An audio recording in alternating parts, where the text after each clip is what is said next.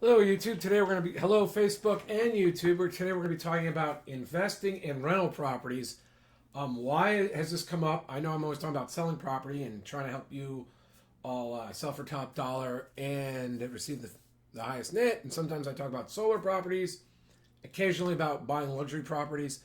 But this is the first time I'm going to talk about investing in rental properties. I am not an expert. My way into this is threefold. One, the realtor in my office, Phil, who I renovated and flipped properties with, overall successfully, but the last one we got burned a little bit and lost, I think it was $1,400 net, so all our time was wasted. Moved to Arizona, and he's been investing in rental properties, but he's sort of been following that BRR method, or even some people refer to it on the net as real estate hacking, investment hacking, because he moves into the properties, renovates them, gets it seasoned, and sells it, or although he's had the option to also take money out and use it to buy another property. So Phil's been doing that, and I constantly say, hey, Phil, let's find some properties to renovate there, and we're just not making the numbers. He's not able to find very often properties that fit the ratio of being able to make up money by buying the property at 70% of the ARV, or at least what I'm thinking of is the price that will sell the home for after repairs, the after repair value, minus the cost that we put into it. Now, that 70% of the ARV number is used by everybody, and it's oddly very good. Now, is it possible that because you're a realtor, you could say, well, I really can work for a little bit less than that? Yes, it is. Can people who run their own crews do it for less than that? Yes, they do, because they have to keep the crews busy, and some money's better than no money, and if they're doing enough properties, they can afford to take the risk once in a while. I can say that in my experience, when I was selling a lot of fix-up properties for trustees, I saw maybe more than that 70% of ARV, or 62% of the price of the current fair market value. Seem to be some numbers people are talking about. I think people were looking to make, on like properties that were less than $1 million, somewhere between 60 and 80 or $90,000 projected profit. So to tie up that much money or borrow it, put down the down payment, put the money in, figure that they were going to spend X amount of dollars on the property. To them, they needed to be seeing a significant upside. $70,000 or $80,000 would cover some of their costs and keep their crews and everything else. Now, Phil, who I was doing this with, when the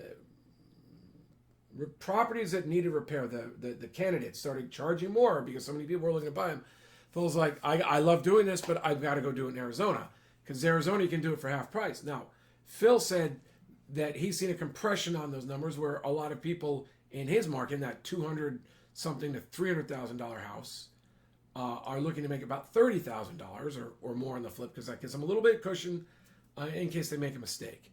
So that's the background.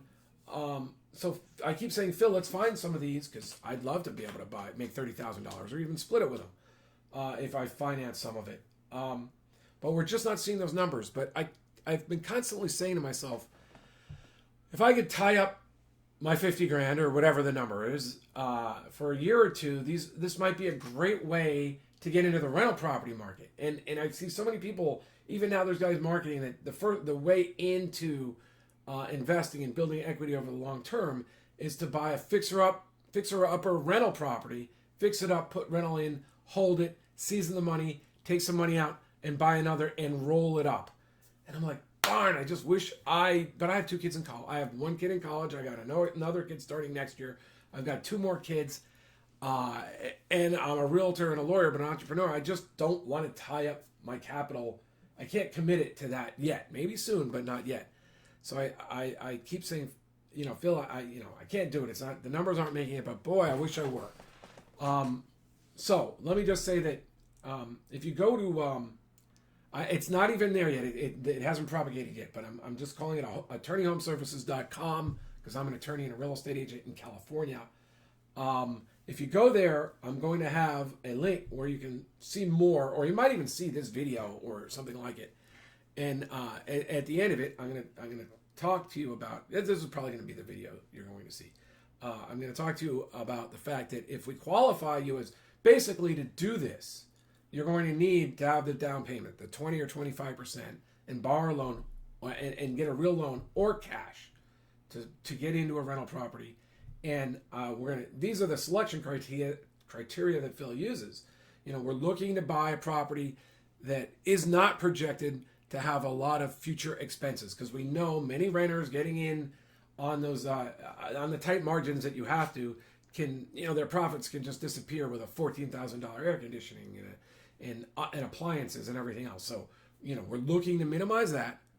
We're looking to have properties that carry themselves or very close to it. I mean, when we project it out, we're seeing like $200 a month, $100 a month, but we know there can be other expenses, but we might even be able to buy the properties cheaper. So, we're looking to consider properties that cover themselves, maybe even a little net profitable. And it's like the pro forma. It depends on how much projection, how much expense you're projecting in, what your anticipated rental rate is or how hard it is. But that's why we're looking for properties where the rentals are strong, where there's not a lot of property, where there's good rental demand. I mean, that's one of the backups. And then finally, Phil has shared with me some information about the fact that right now in Arizona, for the winter time, inventory is really tight, and these people have been very accurate about their projections. In fact, conservative about projections in the past. When they project 3 to 5%, it's been doing better. Are now predicting. I'll share it in the video. I'll have to put this on the website. Are now predicting a very strong appreciation. So while we know real estate investors should not be playing for the appreciation, I mean, that's all you could do in California, pretty much any time except for a few months in the last 20 years.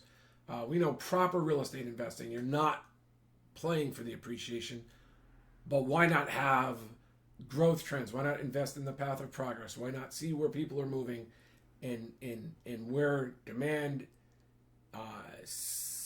should be able to take prices in the future? So, that's sort of the backup. So, if you go to winterstrike.com, I'm sorry, that's my normal website. If you go to Attorney Home Services, this is my site I'm going to be doing with Phil. You'll see that we want to qualify you as an investor, because I don't think we actually have to follow investment laws that say we have to qualify investors for whether it's you got to have a $2 million or X amount of income when we're giving you a list of rental properties. Just to be safe, it's going to work out anyway. I mean, with the strategy that Phil's talking about, you're going to need to have the $50,000 or $60,000 to put down. So most likely you're going to be a qualified investor anyway. This isn't like a no money down type plan. This is like a real property where I like to say, and we're going to discuss real rental properties. What happens is Phil's been investing in properties for a while, so he gets agents and other people sending him deals. Now, of course, we're going to see if we can renovate the property, but so far we haven't been able to. So when we see these deals that don't fit our numbers, but might make a great opportunity to start off as a rental property, we're going to share those, or Phil will share those with you, because he's the one licensed in Arizona.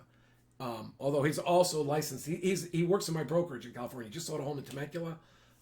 He's helping buyers in, his parents live in Orange County, that's why. So he used to live here, but he's in Arizona now. And so then the final piece, and this is something he's asked me not to share on the internet, because there's an opportunity right now in certain areas of Arizona to get into properties Phil set up an exit strategy. So when people talk about investing remotely, they're like, you need a good team members. You need an agent that understands the process. You need to have a good property manager. You need to have a handyman or people who can do repairs. Well, if you really think about it, you may already, but I don't want to do it too much. There's a class of property where you almost don't have to worry. You can very much discount the worries about future repairs, at least over a 2 or 5 year horizon. You can decrease the risk.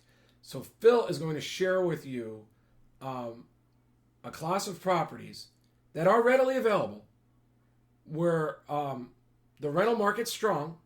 The property is like on a house that might cost you between $250 and $300. You can easily rent for $1,700 over and over right now.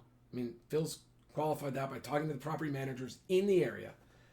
And here my thing went down. And Phil has also come up with a 2-year exit plan where you can pop in another $30,000 to $60,000 profit, and he'll share with you why and how. But if we share it on the internet, it might get shut down, not by authorities, but by the people creating this opportunity. So so go ahead, go to attorneyhomeservices.com, and if you're seeing that as this is a promoted post, I'm not going to be promoting it until the website resolves. At this very moment, if you're seeing this now, it does not resolve. You're going to just have to send me a text to 760-896-4663. But by tomorrow, my website should resolve. It should be there. And then you can set up a strategy session with Phil. Maybe you'll see a video there. But it's an opportunity probably for 10 to 20 investors right now. Maybe more. But right now, we're aware of an opportunity for 10 to 20 people. And you could get in there. And because the expenses are going to be low. I mean, you're going to be able to project your costs pretty well. So the properties may or may not cover themselves right now in the short run. But, using our virtual equity method right now, in 2 years, you'll see $30,000 to $60,000 holding things the same as they are right now. Now, if they go up, great. Of course, there's always a risk of things going down in real estate investing, and we're not discounting that possibility. But if you've got the money to put to work and you're saying, I'd like to put some of my money into real estate, and you're in California, and you know how hard it is to find safe investments in California in terms of real estate, or even that pay for themselves, this might be of interest to you. So my name is John McConnin. We're going to have one more video. I'm going to talk about price to rent ratios in the very next video. We're going to do one more today, and then I'm going to be done. All right, thanks. Talk to you later. Bye.